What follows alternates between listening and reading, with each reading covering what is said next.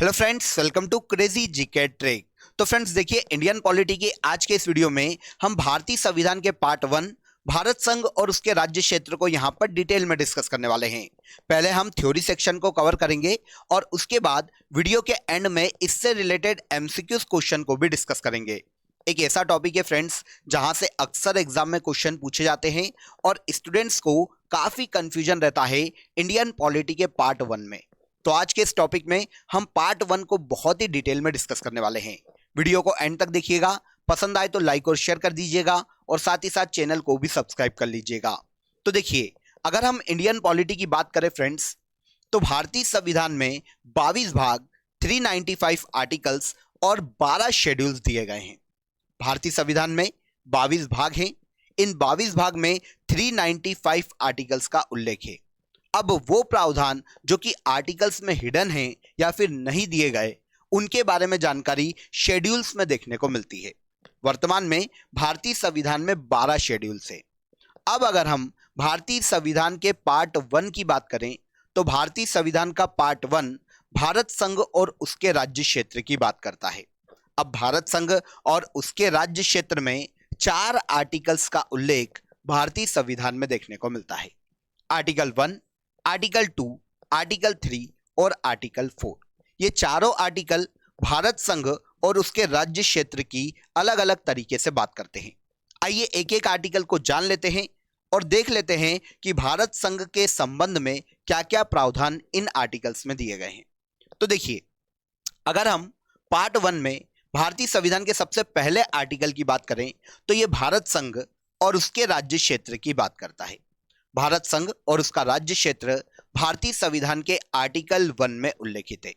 अब यहां पर आर्टिकल 1 में 3 सब क्लॉसेस दिए गए हैं। अब सबसे पहले सब क्लॉज की बात करते हैं फ्रेंड्स, तो ये बताता है भारत अर्थात इंडिया, मतलब इंडिया जो कि भारत है या फिर भारत जो कि इंडिया है, राज्यों का संघ होगा। अब यहां पर देखिए, 2 तरह की अवधारणा के बारे में हमें पता चलता है इसके सब क्लॉज 1 में। सबसे पहला, देश का नाम पता चलता है, भारत का नाम पता चलता है, और दूसरा, भारत की राज पद्धति के बारे में यहां पर प्रावधान देखने को मिलता है। अब याद रखिएगा, भारतीय संविधान में भारत के केवल 2 नाम दिए गए हैं और वो भी हमें आर्टिकल 1 में देखने को मिलते हैं। कौन से 2 नाम हैं? भारत और इंडिया।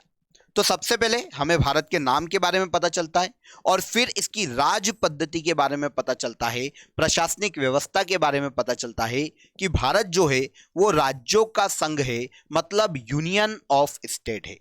अब यहां पर एक चीज याद रखिएगा कि आर्टिकल 1 में भारत को यूनियन ऑफ स्टेट कहा गया है, न कि फेडरेशन ऑफ स्टेट। अब आपके दिमाग में क्वेश्चन आ रहा होगा कि सर, यूनियन और फेडरेशन में क्या डिफरेंस है? तो देखिए, इसे समझने के लिए हमें अमेरिका के संविधान पर चलना पड़ेगा। अब देखिए, अमेरिका का अगर हम प्रोस्पेक्टिव से देखें, अमेरिका के पॉइंट ऑफ व्यू से देखें, तो अमेरिका जो है वो फेडरेशन ऑफ स्टेट है। यूएसए फेडरेशन ऑफ स्टेट है। कभी 16 राज्य हुआ करते थे यूएसए में, 16 राज्य थे। उन्होंने आपस में एक ट्रीटी करी, एक संधि करी, और उस संधि के माध्यम से उन 16 राज्यों ने मिलकर एक देश बना लिया। लेकिन वहां पर यूएसए देश बनने के बाद भी राज्यों का स्वयं का स्वतंत्र अस्तित्व है। भले ही सेंट्रल गवर्नमेंट चल रही हो, लेकिन वो राज्यों की संप्रभुता पर प्रहार नहीं कर सकती। राज्यों का खुद अपना अस्तित्व है, उनकी सीमाओं में परिवर्तन नहीं किया जा सकता। किया जा सकता है, उसका भी तरीका है, लेकिन राज्य राजी होना चाहिए। तो इस तरह से आप समझिए, हर राज्य की अपनी ऑटोनॉमी थी, ऑटोनॉमी है, इफेक्ट नहीं किया जा सकता सेंट्रल के द्वारा। तो इस तरह से यूएसए जो है वो फेडरेशन ऑफ स्टेट है। लेकिन इसके उलट अगर हम भारत को देखें, तो भारत में राज्य किसी समझौते का परिणाम नहीं है। भारत जो है एक लैंड एरिया है, इसको ऐसा समझो आप। भारत एक लैंड एरिया है और यहां पर प्रशासनिक सुविधा के आधार पर राज्यों का गठन किया गया है। इस तरह से राज्यों का भारत में कोई भी स्वतंत्र अस्तित्व नहीं है। आजादी के बाद, संविधान लागू होने के बाद प्रशासनिक सुविधा के आधार पर राज्यों का आगे चलकर भारत में गठन किया गया। अब सेंट्रल गवर्नमेंट या पार्लियामेंट को यह अधिकार है कि वो किसी भी राज्य को घटा बढ़ा सकती है या फिर अस्तित्व को भी समाप्त कर सकती है। तो इस तरह से भारत यूनियन ऑफ स्टेट है, याद रखिएगा, संघ है राज्यों का, ना कि फेडरेशन ऑफ स्टेट है। अगर फेडरेशन ऑफ स्टेट होता तो राज्यों का अपना स्वतंत्र अस्तित्व होता, लेकिन भारत में ऐसा नहीं है, क्योंकि भारत में जो राज्य है वो किसी भी समझौते का परिणाम नहीं है। तो आई होप यूनियन और फेडरेशन में यहां पर आपको डिफरेंस समझ में आ गया होगा। तो भारत की अगर हम बात करते हैं तो आर्टिकल 1 कहता है कि भारत जो है यूनियन ऑफ स्टेट है। भारत अर्थात इंडिया, या इंडिया जो कि भारत है, यूनियन ऑफ स्टेट है, मतलब राज्यों का संघ है।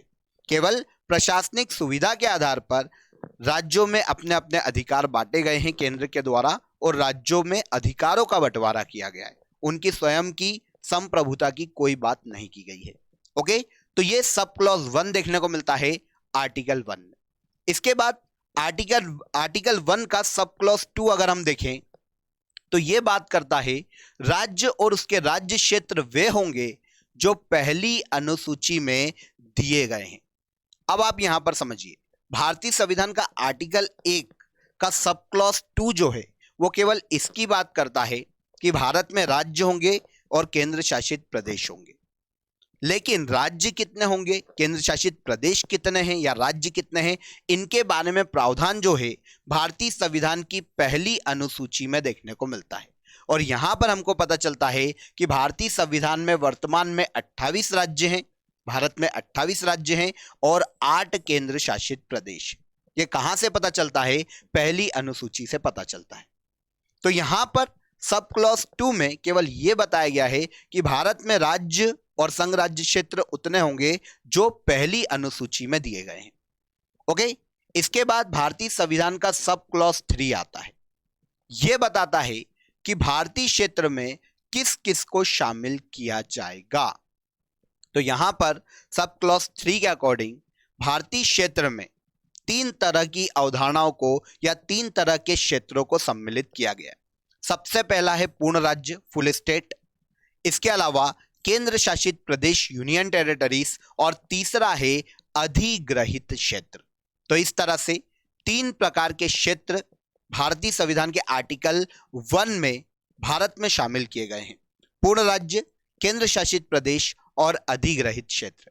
लेकिन याद रखिएगा, वर्तमान में कोई भी भारत में अधिग्रहित क्षेत्र नहीं है। वर्तमान में भारत में 28 पूर्ण राज्य और 8 केंद्र शासित प्रदेश।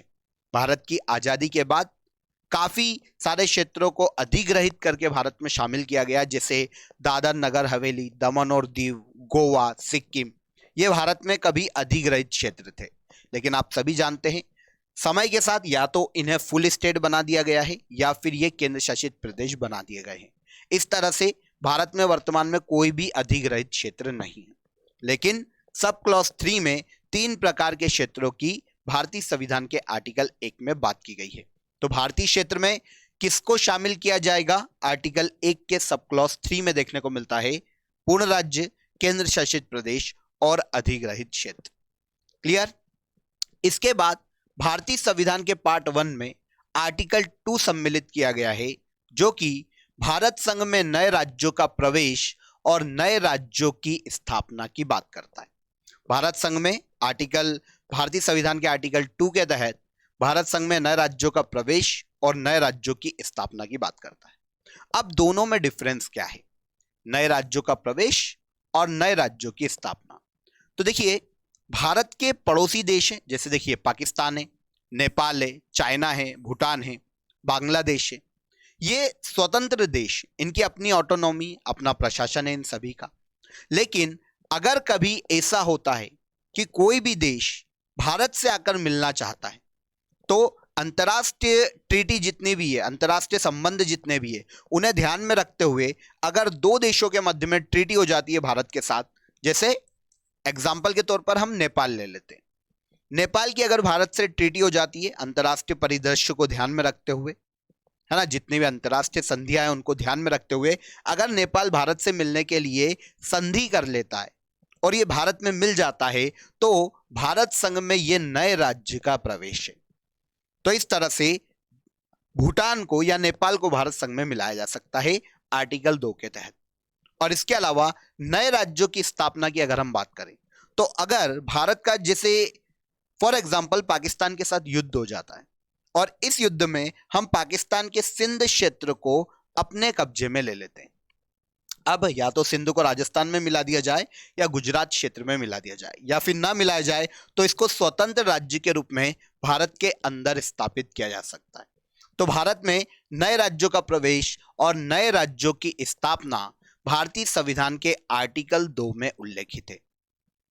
इसके बाद भारतीय संविधान के आर्टिकल 3 की बात करते हैं तो भारतीय संविधान का आर्टिकल 3 नए राज्यों का गठन, राज्यों के नाम में परिवर्तन और सीमाओं में परिवर्तन की बात करता है।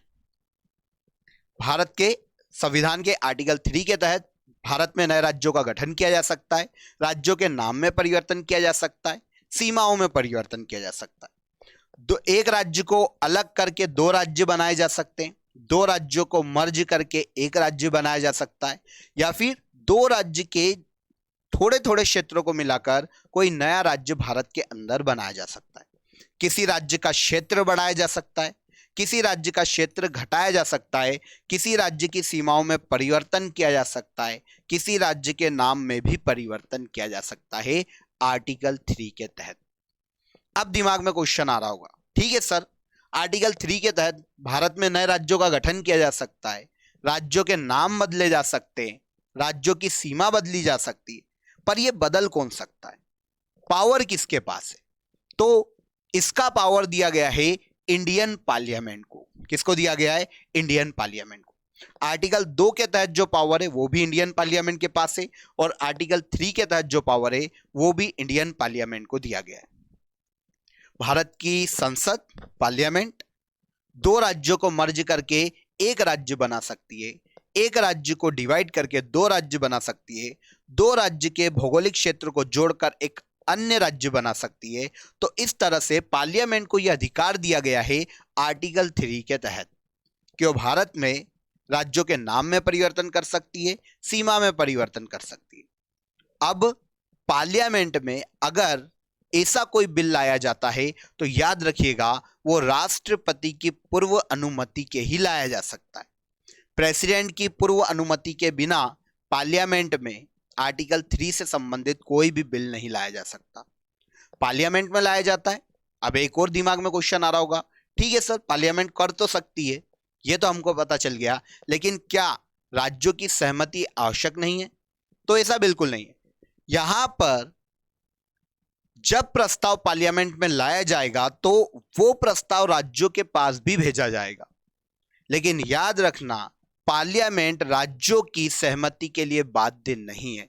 राज्यों को फॉर्मेलिटी के तौर पर यह भेज दिया जाएगा कि हम आपके राज्य से डिवाइड करके नया राज्य बना रहे हैं या 2 राज्यों को मर्ज करके कोई 1 राज्य बना रहे हैं। संबंधित राज्य को यह प्रस्ताव भेजा जाएगा, लेकिन राज्यों की बात मानने के लिए या सुनने के लिए इंडियन पार्लियामेंट बाध्य नहीं है। तो ऑल ओवर पूरा अधिकार इंडियन पार्लियामेंट के पास है। मतलब पार्लियामेंट, भारत की संसद, भारत के राजनीतिक मैप को कभी भी चेंज कर सकती है। इसको याद रखिएगा। भारत में राज्यों के स्वतंत्र अस्तित्व की कोई गारंटी नहीं है। राज्यों से प्रस्ताव भेजा जाएगा कॉन्स्टिट्यूशन के अकॉर्डिंग, लेकिन उनकी सहमति सुनने के लिए बाध्य नहीं है। अंतिम जो फैसला है पार्लियामेंट के हाथ में होता है आर्टिकल 3 के तहत। क्लियर? अब एक और दिमाग में क्वेश्चन आता है कि सर आर्टिकल 3 के तहत 2 राज्यों को मर्ज करके 1 राज्य बना लिया, 1 राज्य को तोड़कर 2 राज्य बना लिए, 2 राज्यों की अलग अलग क्षेत्रों को उठाकर एक नया राज्य बना लिया, लेकिन क्या भारत के किसी राज्य का या कोई भी क्षेत्र किसी अन्य देश को भी आर्टिकल 3 के तहत दिया जा सकता है क्या? यह क्वेश्चन अब हमारे दिमाग में आता है। तो पहले कई बार मैं आपको इसके बारे में बता चुका हूं कि यह मामला सबसे पहली बार बेरुबाड़ी मामले में उठा था। अब यह मामला क्या है? तो देखिए, बेरुबाड़ी पश्चिम बंगाल का एक क्षेत्र था, एक भारतीय क्षेत्र था। सर रेडक्लिफ, आपने नाम सुना होगा, जिन्होंने भारत और पाकिस्तान की सीमा का निर्धारण किया था। उनको भारत की भौगोलिक क्षेत्र के बारे में कोई समझ नहीं थी, तो भी उन्होंने जैसे तैसे भारत और पाकिस्तान के डिवाइडेशन के समय सीमा को खींच दिया। अब बेरुबाड़ी क्षेत्र उन्होंने भारत को दे दिया, लेकिन वो उस प्रस्ताव में लिखना भूल गए कि बेरुबाड़ी का क्षेत्र भारत के पास है। अब क्योंकि बेरूबाड़ी जो कि पश्चिम बंगाल में था, यहां पर मुस्लिम बहुल्य या बोल सकते हैं मुस्लिम आबादी ज्यादा थी, मुस्लिम बहुल्य क्षेत्र था। तो यहां पर 1952 में पाकिस्तान ने अपना दावा किया कि ये क्षेत्र हमारा है, मुस्लिम आबादी भी ज्यादा है तो ये क्षेत्र हमारा है। अब रेड क्लिफ ने नहीं लिखा तो हम क्या करें, हमारा क्षेत्र है। किसने कहा? ये पाकिस्तान ने कहा। ऐसी कंडीशन में बेरूबाड़ी मामले पे बहुत ज्यादा उस वक्त विवाद हुआ, जो कि पश्चिम बंगाल का एरिया था। अब उस वक्त जवाहरलाल नेहरू सरकार थी, वो पूरे विश्व में पीस स्थापित करना चाहती थी, शांति स्थापित करना चाहती थी। तो उस वक्त के पाकिस्तान के जो प्रधानमंत्री थे फिरोज शाह नून, उनके साथ नेहरू जी ने 1958 में एक समझौता किया, जिसे नून नेहरू समझौते के नाम से जाना जाता है। और इस समझौते के तहत भारत के पश्चिम बंगाल का बेरूबाड़ी क्षेत्र पाकिस्तान को दे दिया गया। अब पश्चिम बंगाल के जो जनता थी, उन्होंने काफी विरोध किया गवर्नमेंट के इस फैसले का।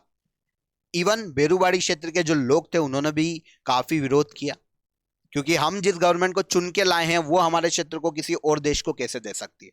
अब मामला थोड़ा सा संकट भरा हो गया, संवैधानिक तौर पर भी देखा जाए तो।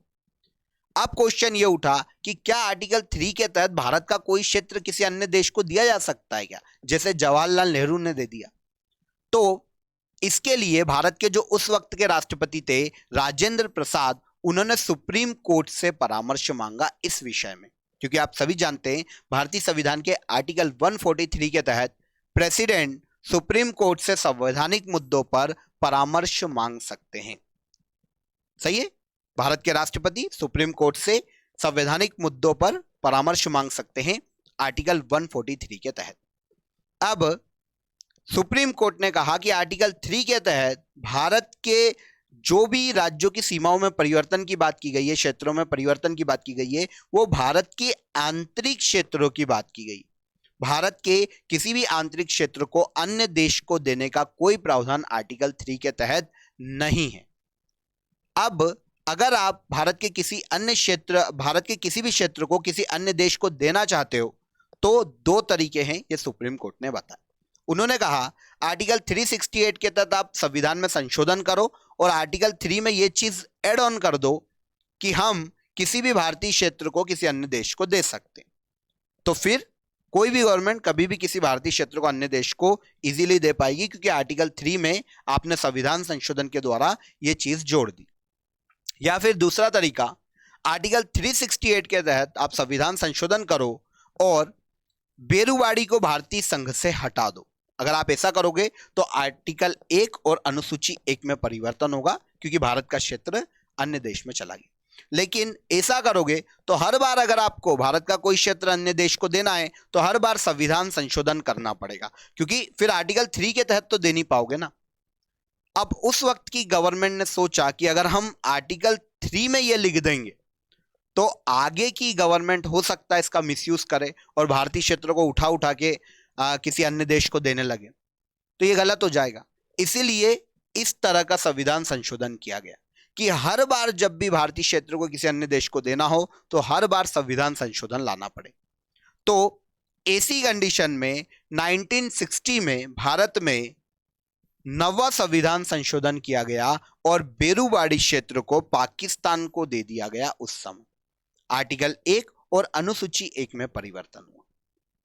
ओके, हर बार अगर कोई भारतीय क्षेत्र किसी अन्य देश को देना है तो हर बार संविधान संशोधन की जरूरत पड़ेगी, क्योंकि आर्टिकल 3 में नहीं लिखा उस वक्त, तो हमेशा अब संविधान संशोधन करना पड़ेगा।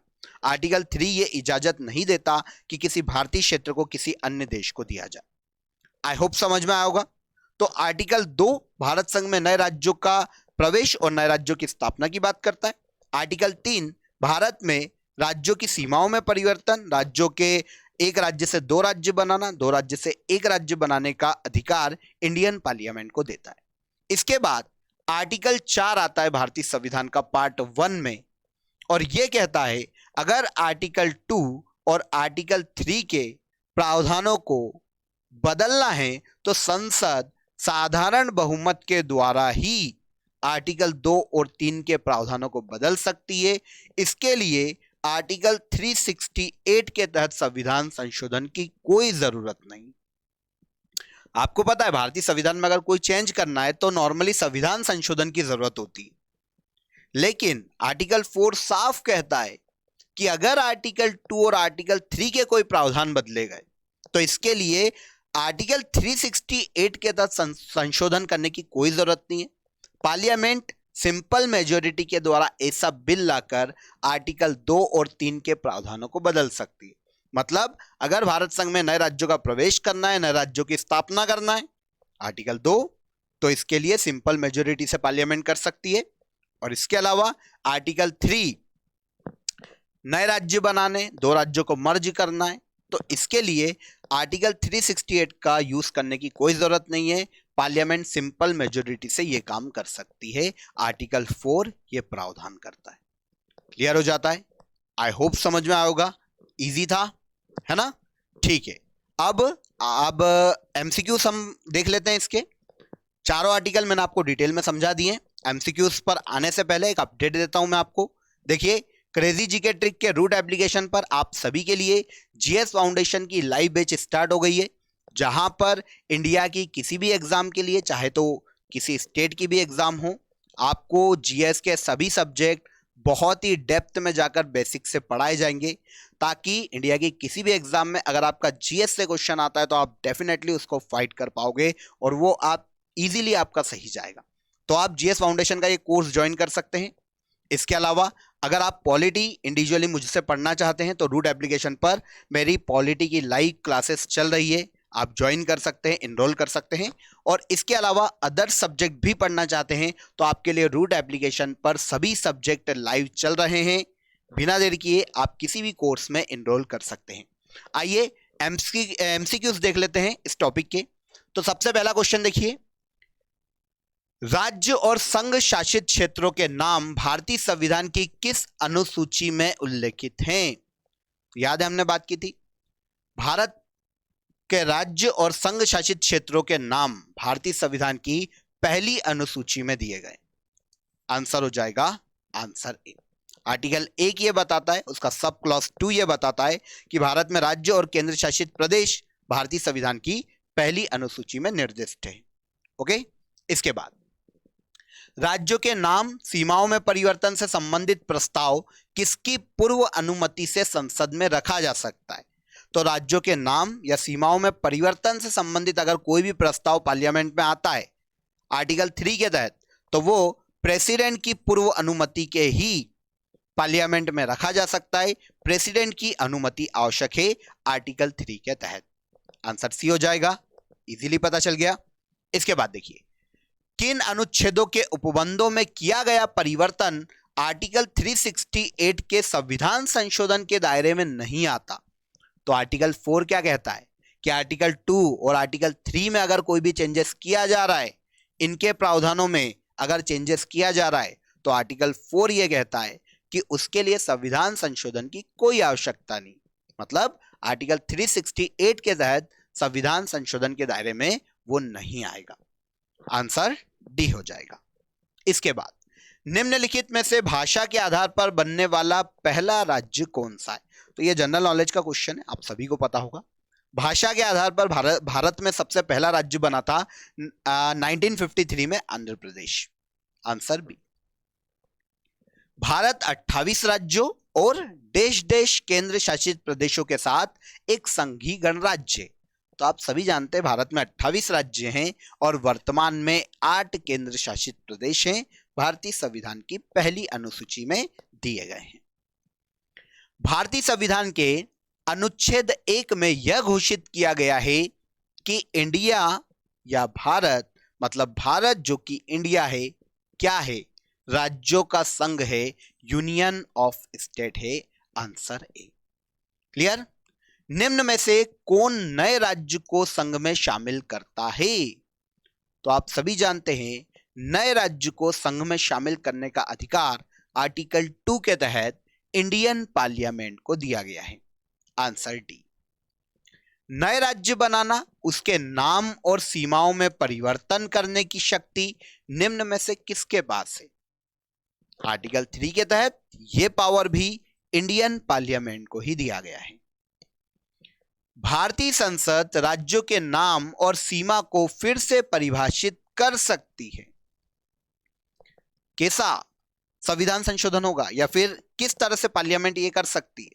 आप सभी जानते हैं आर्टिकल 3 के तहत अगर राज्यों के नाम में परिवर्तन करना है, सीमा में परिवर्तन करना है, तो पार्लियामेंट में ऐसा प्रस्ताव सिंपल मेजोरिटी से पास होना चाहिए, मतलब सामान्य बहुमत से पास करवाकर आर्टिकल 3 के तहत नए राज्य बनाए जा सकते हैं, सीमा में परिवर्तन किया जा सकता है। यह अधिकार इंडियन पार्लियामेंट को दिया गया है। क्लियर? तो आई होप इंडियन कॉन्स्टिट्यूशन का पार्ट 1 जो आज हमने डिस्कस किया है, पूरा थ्योरी सेक्शन समझ में आ गया होगा। जितने भी एमसीक्यूज हमने डिस्कस किए हैं वो भी आपको इजीली समझ में आ गया होगा। बहुत ही इंपॉर्टेंट टॉपिक था क्योंकि एग्जाम में आपको डेफिनेटली यहां से क्वेश्चन देखने को मिलने वाले हैं। वीडियो पसंद आया हो तो वीडियो को लाइक और शेयर कर दीजिएगा, साथ ही साथ चैनल को भी सब्सक्राइब कर लीजिएगा। और इसके अलावा एप्लीकेशन डाउनलोड कर लीजिएगा प्ले स्टोर से। रूट एप्लीकेशन पर आपके लिए जितने भी कोर्सेस हैं सारे बहुत ही नॉमिनल चार्जेस में हैं, तो आप बिना देर किए ज्वाइन कीजिए और हमारे साथ गवर्नमेंट जॉब की तैयारी सुनिश्चित कीजिए और जल्द से जल्द एक पोस्ट अपनी ले लीजिए। चलिए फिर मुलाकात करेंगे नेक्स्ट वीडियो में, तब तक आप हमारे साथ बने रहिए। जय हिंद, जय भारत।